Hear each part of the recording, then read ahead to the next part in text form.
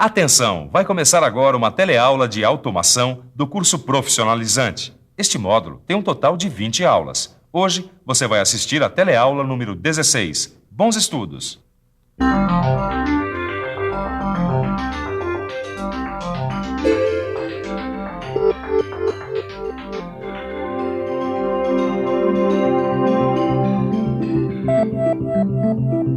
Você deve estar pensando que isso é uma mensagem secreta.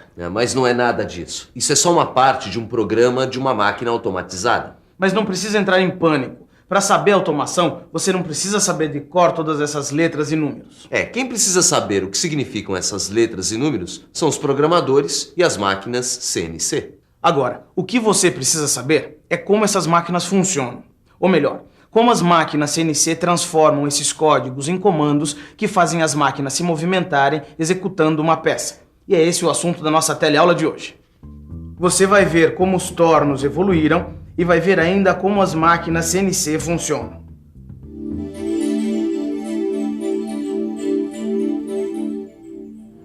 Hoje a gente começa por aqui, ao lado de um torno manual.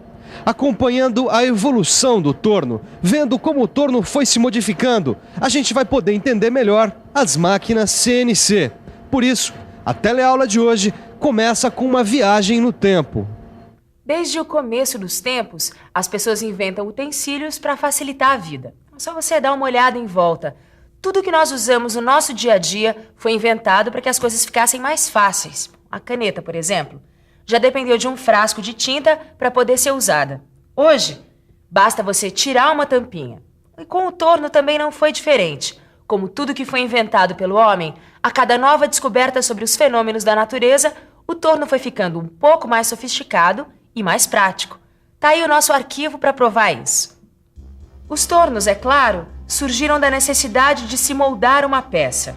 Os primeiros eram totalmente rudimentares. Aí, com o tempo e as novas descobertas, foi criado o torno mecânico, mas ainda manual. Depois, os tornos automáticos, com controle mecânico, e depois ainda, os tornos computadorizados. E hoje já existem até células de torneamento, que na verdade são mini fábricas de peças torneadas.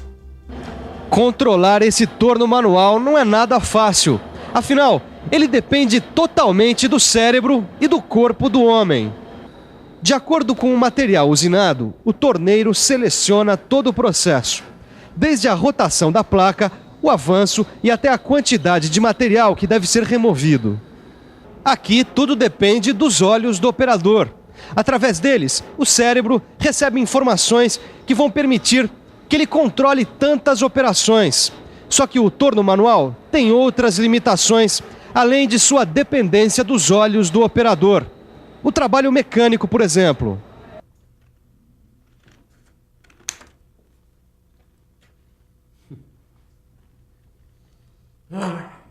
Só de ver o Torquato fazendo isso cansa, não é? E fazer cansa mais ainda. Pois é, foi o que as pessoas começaram a perceber. Que quando elas tinham que usinar várias peças iguais, o trabalho ficava monótono e cansativo. E além disso, elas começaram a perceber que o trabalho mecânico e repetitivo, além de desestimulante, ele pode ser perigoso, porque é super fácil a pessoa perder a concentração.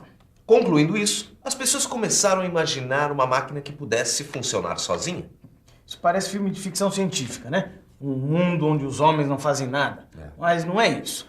Na verdade, o que as pessoas começaram a pesquisar foram máquinas em que o operador apenas controlasse o trabalho, corrigindo imprevistos que pudessem surgir durante o processo. Pensando em tudo isso, o próximo passo do homem foi substituir o controle manual pelo controle mecânico. E o que hoje parece ultrapassado foi um tremendo avanço. Quer ver só? O controle, que até então era totalmente manual, passou a ser realizado através de um conjunto de peças mecânicas, em que todos os componentes tinham a função de transformar a rotação do motor elétrico nos movimentos realizados pela ferramenta. Ou seja, o controle da máquina não dependia mais tanto assim do homem. Só que observando o trabalho do torneiro, as pessoas perceberam que poderiam facilitar ainda mais. Deixa que eu explico. Por favor, passa a tesoura serrilhada. Dessa vez, o problema a ser resolvido é parecido com esse. A cada novo tipo de peça, o operador tinha que parar tudo para trocar de ferramentas, o que obviamente era trabalhoso e demorado. Apesar de automática, a máquina exigia paradas para adaptação a cada novo serviço.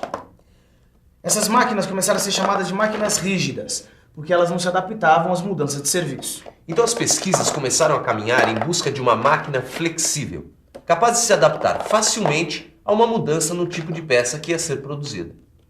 Só que essas pesquisas ficaram sem solução até a década de 50, quando foram inventados os computadores. O computador foi usado pela primeira vez numa máquina em 1952 para automatizar uma fresadora que produzia peças de aviões e helicópteros. E desde então, os computadores usados para controlar movimentos de máquinas ganharam um nome especial: comandos numéricos computadorizados ou controles numéricos computadorizados, mas ficaram mais conhecidos pela sigla CNC. Na época em que esses computadores foram inventados, eles ainda eram muito limitados.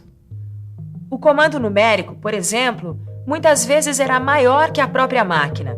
Além disso, eles falhavam bastante e tinham uma capacidade de cálculo ridícula perto dos atuais CNC.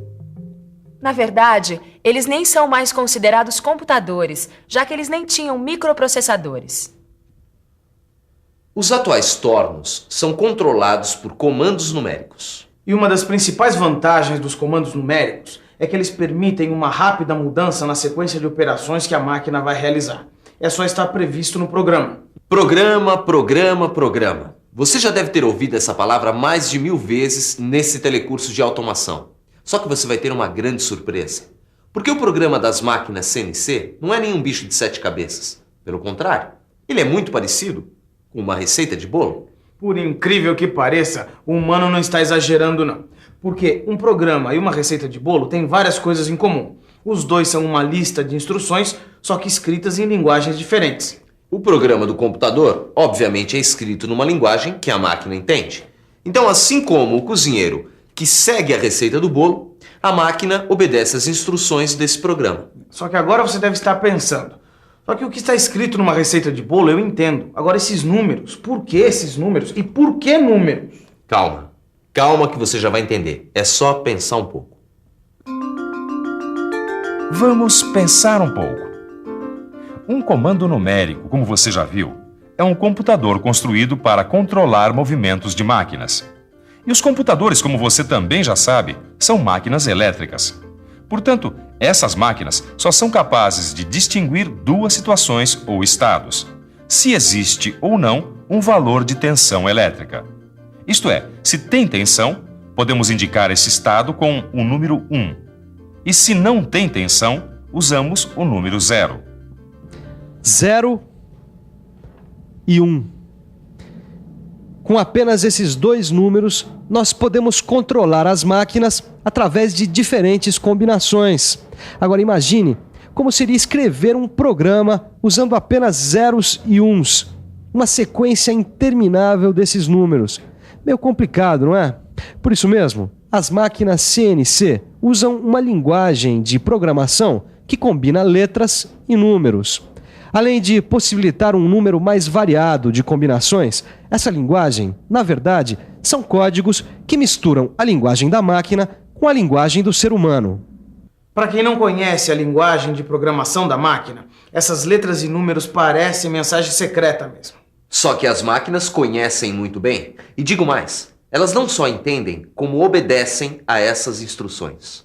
Calma, não precisa ficar curioso que a gente vai traduzir todos esses códigos para você. O200 é o nome do programa. T05 indica para a máquina usar a ferramenta 5. G97 S1200 significa que a rotação deve ser de 1200 RPM. M3 indica para a máquina ser ligada no sentido horário. M8 liga o fluido de corte.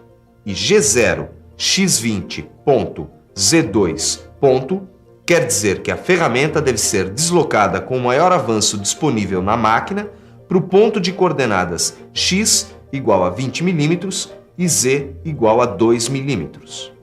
Agora você deve estar se perguntando, como é que a máquina fica sabendo dessas instruções? É claro que seria mais fácil conversar com a máquina, falando as instruções e ela obedecendo. E olha que o mano não tá viajando não, porque com a rapidez com que o mundo muda, esse dia até pode chegar. Pois é, enquanto comandar máquinas com a voz ainda é ficção científica, a gente tem que usar outras formas para entrada e armazenamento dos dados. Para isso a gente usa desde um disquete até terminais.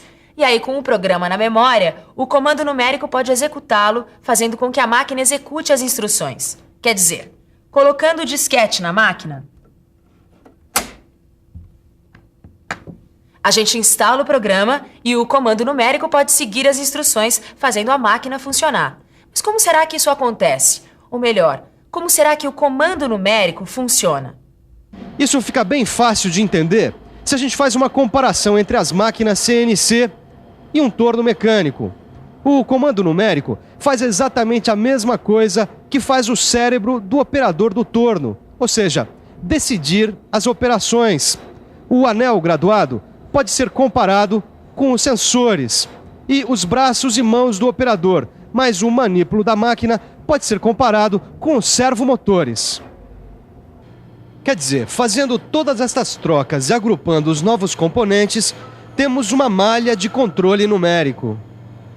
Um controle numérico, como você viu, tem a função de controlar movimentos. E apesar de parecerem muitos, todos esses movimentos podem ser classificados em movimentos de rotação e de translação. E cada um desses movimentos corresponde a um eixo da máquina. Dá só uma olhada nessa mandriladora. Tá vendo? Os eixos X, Y e Z correspondem aos movimentos longitudinal, vertical e transversal. Só que, apesar dessa máquina fazer tantos movimentos, às vezes, por causa do tipo de hardware e de software que ela usa, ela só é capaz de fazer 2 movimentos ao mesmo tempo. E é por isso que, nesse caso, a gente diz que, embora a máquina possua 3 eixos, ela é, na realidade, uma máquina de 2 eixos. Todo esse raciocínio é para você entender o que a gente quer dizer quando fala em eixo. Que pode ser o número de movimentos que a máquina tem, ou, dependendo do caso, a quantidade de movimentos que ela pode realizar ao mesmo tempo. Cada um dos eixos da máquina é associado a um servomotor, que, como você viu, faz o serviço das mãos e dos braços do operador. Só que nas máquinas CNC, como você também já viu, a velocidade e a aceleração são controladas pelo comando numérico. Isso porque o servomotor é o elo de ligação entre a mecânica e a eletrônica, ou melhor, entre a máquina e o computador. Mas tem mais. Para aumentar ainda mais a independência do operador, a grande maioria das máquinas-ferramentas CNC é equipada com dispositivos chamados de ATC, que quer dizer Automatic Tool Changer, ou melhor, trocador automático de ferramentas. É um dispositivo capaz de retirar uma ferramenta e colocar na próxima posição da usinagem, tornando o processo mais independente ainda do operador. Pois é, toda essa evolução significou muita coisa. Além de simplificar processos e evitar o uso de muitas peças, a eletrônica ainda fez com que os equipamentos mecânicos fossem aprimorados. Afinal, as máquinas ficaram mais precisas e passaram a exigir cada vez mais componentes mais sofisticados. Outra coisa importante, você percebeu que as máquinas CNC não são usadas somente em tornos, mas também nas indústrias têxteis, alimentícias, de calçados, enfim, em todas as máquinas que podem ter o seu posicionamento, a sua velocidade e a sua aceleração controladas. Por isso, fique ligado, porque as máquinas CNC estão presentes em tudo que é indústria. E se você não quiser ficar para trás, o jeito é acompanhar a nossa revisão. E atenção, se liga aí que é hora da revisão. Na teleaula de hoje, você viu que as células de torneamento são mini fábricas de peças torneadas. Viu que apesar da evolução da automação, ainda é necessário desenvolver programas para controle. Viu que no controle manual de um torno mecânico existe a interferência do operador. E viu ainda que os comandos numéricos computadorizados têm a função de controlar os movimentos das máquinas. Agora é com você. Bons estudos e até a próxima.